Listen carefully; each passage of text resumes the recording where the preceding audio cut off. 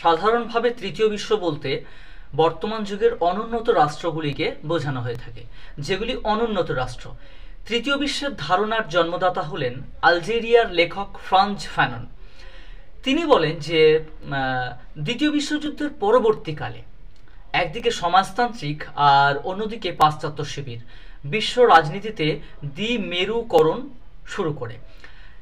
তার মাঝে যে দেশগুলির অবস্থান ছিল তাদের নিয়ে গঠিত হয় তৃতীয় বিশ্ব।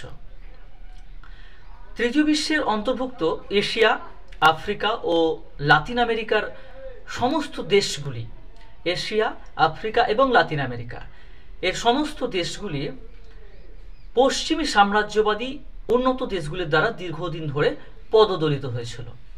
তৃতীয় বিশ্বের দেশগুলি ঔপনিবেশিক শাসন ও শোষণের থেকে স্বাধীনতাপ্রাপ্ত এবং সংগ্রামরত।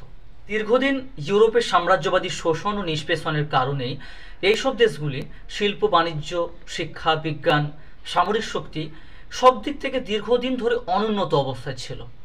দ্বিতীয় বিশ্বযুদ্ধের পর সাম্রাজ্যবাদী এই শক্তিগুলির পতন ঘটে বিভিন্ন কারণে, যারই ফলস্বরূপ ওইসব অনুন্নত দেশগুলি রাজনৈতিক স্বাধীনতা লাভ করে এবং আন্তর্জাতিক সম্পর্কের ক্ষেত্রে সক্রিয় ভূমিকা পালন করতে সক্ষম হয়ে ওঠে। সে সময় থেকে তৃতীয় বিশ্বের এই সমস্ত অনুন্নত রাষ্ট্রগুলির মধ্যে কতগুলি সাধারণ বৈশিষ্ট্য লক্ষ্য করা যায়। যেমন এক নম্বর হলো যে তৃতীয় বিশ্বের দেশগুলি এশিয়া, আফ্রিকা ও লাতিন আমেরিকার মধ্যে অবস্থিত। দ্বিতীয়, অর্থনৈতিক, সামরিক, সাংস্কৃতিক প্রভৃতি সব দিক থেকে তারা এখনো অনুন্নত।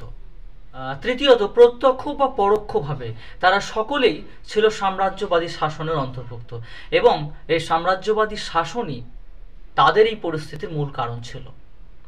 চতুর্থ, এই দেশগুলি শক্তিজোট থেকে দূরে থাকার পক্ষপাতী ছিল এবং জোট নিরপেক্ষতায় এই দেশগুলি বিশ্বাস রাখে। পঞ্চম বৈশিষ্ট্য, তৃতীয় বিশ্বের রাষ্ট্রগুলির মধ্যে যেহেতু রাজনৈতিক বিভিন্নতা রয়েছে, তাই এই দেশগুলির মধ্যে বিভিন্ন ধরনের রাষ্ট্রের অস্তিত্ব লক্ষ্য করা যায়। যেমন ধর্মনিরপেক্ষ রাষ্ট্র, ধর্মভিত্তিক, সংসদীয় গণতন্ত্র, সামরিক, সাম্যবাদী প্রভৃতি রাষ্ট্র দেখা যায় এই তৃতীয় বিশ্ব দেশগুলিতে। এশিয়া মহাদেশের মধ্যে যেহেতু আমাদের ভারতবর্ষ অবস্থিত, তাই ভারতও হলো তৃতীয় বিশ্বের একটি দেশ, যেখানে সাম্রাজ্যবাদী ব্রিটিশ সরকার 200 বছর রাজত্ব করেছিল। তার ইতিহাস সম্পর্কে আমরা সকলে অবহিত।